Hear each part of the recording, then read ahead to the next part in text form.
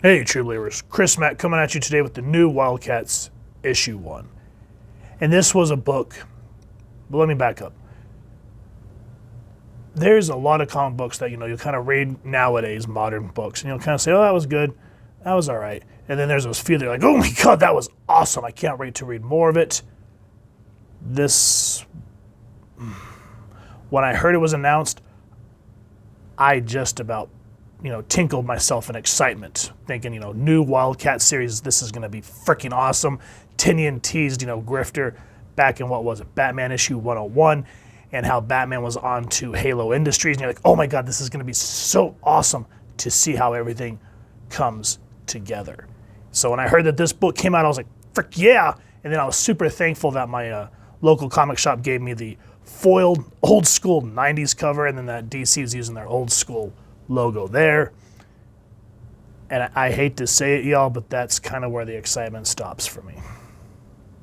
What do I mean by that? Let's dive in. But before we talk about the book in and of itself, we have to go all the way to the back and talk about who made the book. This is Matthew Rosenberg writing, Steve Segovia doing the art. Brr. I hate when they kind of throw these around once in a while. Theron Delgado letters, Ben Abernathy editor, and then there's all the variants, of course. Now, I love and hate. I love when they implement the credits into the book. I just hate when they scatter them sometimes, and it makes it where it's hard to read what's what. So WildC.A.T.s was created by Jim Lee and Brandon Choi. This book is called Better Living Through Violence. So now let's go back to the front. And what killed me right off the bat, and I hate that this 90s, we got it, had nostalgia, member berries. We get the story of the cherubim and how they came to Earth, and how the different scientists searched for planets, and how they eventually came into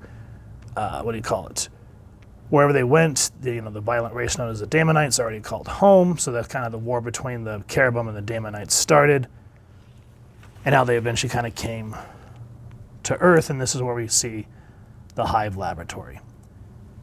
Now, I saw this panel of Cole wearing this 80s Russian jumpsuit jacket, and just kind of standing there very static. I was like, okay, maybe it'll get better. Maybe it'll get better. It says, my name's Cole Cash. I'm basically the world's greatest superhero, give or take. People who don't like me call me Grifter. And so he's trying to convince this Hive agent that he's working for the Damonites. And again, this is another thing that's going to really get on your nerves reading this book. A lot of asterisks. Now, I will leave, clips, or what are those things called? They're up cards up here to the old 90s WildC.A.T.s comics. And you can kind of see the difference in what I'm talking about, so you don't think that I'm just bashing for the sake to bash. But if you're going to do a book that should have been Black Label, commit to the bit, because these asterisks, they're so tiresome. I understand why they had to do it back in the day of the comic book code, but here, even on the cover of this book, it says ages 13s plus. So, you can drop a shit and get away with it. So I don't know why they decided to water the voice down, but why he's sitting here trying to convince this Hive agent, here comes Zealot. And we kind of get some ultra-violence to a degree, no splatter, which would have just made it a whole lot better. And again, I just hate how Cole, he looks like a mafia don. He doesn't look like the Grifter we know. Okay, you want to get rid of the trench coat, that was 90s, fine. But that green jacket he was wearing during Infinite Frontier and is on the McFarlane action figure. Why did they decide to go with this stupid look? And the fact that they decided to hike his mask up like this. It's just ridiculous. Yeah, and then after this, okay, I kind of like how they sort of reintroduce the legacy characters. And if I pronounce Zealot's original name wrong, well, then so be it. Her name is Zena. No last name needed, because look at her. She's the scariest person I know. It's awesome. People who don't want to live call her Zealot. And then on the team, we also have Deathblow, if you guys remember Deathblow, which was kind of a cool addition because, you know, you want to kind of have a different team. But the thing is again, they just all look sort of generic. The poses are very static. There's no dynamicness to them. Again, go back, look at the reviews we did of the original WildCats, the original Gen 13, all the Image comics, and think of how they did the composition of those paneling, how everything low angle, Dutch angle, high angle, just everything, there's madness to it. There's just this, while you're reading, the way the dialogue moved you, the artwork was along with just this cacophony of just madness, of beautifulness. This just looks like 3D models. 3D models. 3D model. 3D model. Off-screen violence. And then we get one panel of, after all this quote-unquote violence, Batgirl and Nightwing crashing in. And it's just very boring. And then again, go back, read Batman issue 101 from James Tynion. He introduces Grifter being a bodyguard for Lucius Fox, and him and Batman have an awesome fight. The artwork, that is what got me excited for Wildcats again. But now that they've relocated, they're in Star City, and this is what kind of really pisses me off. So the Halo building's still under construction, and he's talking. Marlowe is talking to Deathblow and Zealot, and he goes, "You both really know how to in a guy's cornflakes. You know that? I know Star City isn't exactly the most enchanting city in the world, but the time was right to pack up and get the hell out of Gotham. Too many lunatics in tights. Wayne was becoming an understandably unfriendly neighbor." I would have loved to have seen this. You know, start the book out there. Maybe have like a little, what is that called? Montage of images showing our, I don't know if you want to call it a montage. Yes, because it's a passage of time. So show different panels of how Marlowe maybe started in Gotham, why he left, the conflict between Batman and Grifter, how Wayne was sniffing. But instead we just get this in the dialogue and that's it. And then Marlowe's mad because of something that Grifter did that shit the bed on the mission. But look, how about you buy your own building? Then you can tell me what the I can do.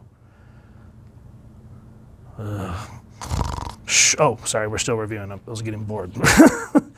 But again, look, the artwork's boring. It's serviceable. I'm not going to bash the art in terms of it. It's not terrible looking. It's just, it's bland. It does not serve the story the way that a Wildcats comic should. And then we get 1 minute of Void, and apparently she's in a spacesuit now. No explanation. Now, if you remember back to, what was it, Wildcats number 0 from way back in the day, I think she was a cosmonaut. I can't remember if she was Russian or not. And I think the thing that she was on crashed, and which kind of made her the Void or something. It was something like that. I did not read 0. I just kind of glimmed through the Wikipedia on that issue. If y'all know more, let me know down in the comments. But here, Marlowe's saying, I'm adding somebody to your team. And they don't want Fairchild, but here, Void says, I want Fairchild on the team going forward. Too many avoidable mistakes are being made. So, okay, cool, we're getting Caitlin Fairchild. Hell yeah, maybe we'll start seeing, what was the guy's name? Was it Crush? I can't remember his name. And then, I have a hard time remembering the rest of the Gen 13 names. Rainmaker, I think is her name. Yeah, that's about the degree of what I remember their names. But still, just to see Gen 13, because remember, these are all part of Jim Lee's WildStorm characters. So you're thinking, that's going to be awesome. And then here, we get this, the way that these panels are drawn here, they're not bad. I mean, look, it's serviceable, it's nice. But it looks like something you'd read in a manga. Cole looks too clean and nice. And you can see that he's being a smartass and how he wants to start crap to get this scientist since he screwed up the mission. But again, very generic paneling compared to what we're used to when it comes to Wildcat comics. And I'm also going to admit that every time that they revamped the team, I'm just like, can we get Spartan, Voodoo, and Malabak and Warblade? Why is that so damn hard? I don't know. Did they die and I don't know about it? It's kind of hard when Spartan's a cyborg. But again, and then here, we finally get Fairchild. And we get all this ultra violence going on here. Okay, cool. Cole's, shooting over, paneling again, kind of flat and generic. And I hate how Fairchild's just sitting there very, like, whatever. That's not Caitlin Fairchild. If you go back, again, I will leave a card because we did the first number ones of Gen 13. She was a very smart and upcoming college student in computer science. And then she, she agreed for the Gen program or whatever it was called. And that's how she got her superpowers. And that's how she met the rest of the Gen 13 team and was saved by the guy. I'm just going to call him the guy because I can't remember his name. But she was a very loving and warm person. She was basically, even though she was the leader of the team, she was the big sister to everyone. Everyone looked up to Fairchild, not this brooding, angsty teen. And that kind of goes back, let's kind of put a pin in this for a minute and talk about another little anecdote in terms of DC characters. If you go back and you read the Marv Wolfman New Teen Titans, Raven, she was the more mature one. She was the one that put the team back together, saying that Robin needed the team. And she was brooding, but she was older. She was conflicted. And now that we get later down the road here, and I hate that they've kind of, again, just like here, turned her into a brooding goth teen. It just does not work when you know what the character is supposed to be. And again, when you've read the old Image comics and you see stuff like this, you would not see Zealot crouching down like that. You would be seeing her diving headlong into this stuff, just wanting to kick ass. And then again, I will say, I do like the idea of implementing DC comic characters, but there's not enough interaction in this book. Like, okay, again, I'm going to go back to Batman 101. There's probably like 5, 6, 7 pages of Grifter and Batman either fighting or interacting. So far, we've gotten one panel of Batgirl and Nightwing, and we get one really cool looking panel of Ollie, and then that's it. And then his arrow. And they're all trying to escape this building. And yeah, the tensions of them trying to escape, cool. But God, I hate the way they treat Fairchild's character. From what I understand in this iteration of her, whenever she hulks out and gets her strength, she drops real quick. It just kills her metabolism. And Grifter's like, can I just wake her up? She's not dead yet. Fairchild, wake up. We need you to smash the ground really hard, okay? We need to go down. Can you do that for me? Yeah, sure. Do I get a biscuit after? Oh, that is not Caitlin Fairchild.